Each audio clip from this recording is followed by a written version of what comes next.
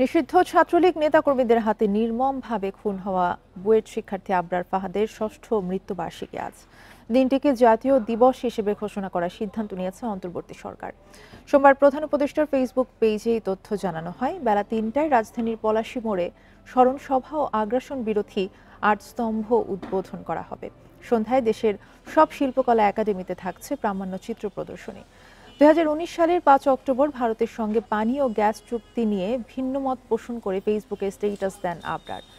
পরে শেরেবাংলা হলে ছাত্রলীগের কর্মীরা পিটিয়ে গুরুতর আহত করেন তাকে। অবস্থার অবনতি হলে দোতলা ও নিচতলার সিঁড়ির মধ্যবর্তী জায়গায় রেখে যান।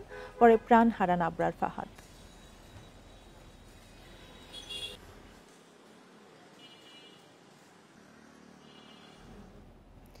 বুয়েট শিক্ষার্থী আবরার ফাহাদ হত্যায় জড়িত পলাতক আসামিদের দ্রুত গ্রেফতার এবং বিচারের রায় কার্যকরের দাবি জানিয়েছেন কুষ্টিয়ায় থাকা তার স্বজনরা।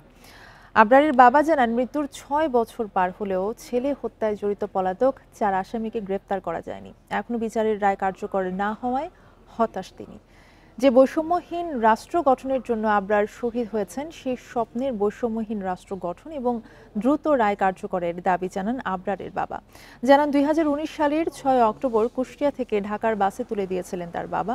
ওই দিন রাতেই ছাত্রলীগের নেতাকর্মীরা বুয়েটের শেরেবাংলা হলে অমানবিক নির্যাতন করে হত্যা করে আবরার ফাহাদকে।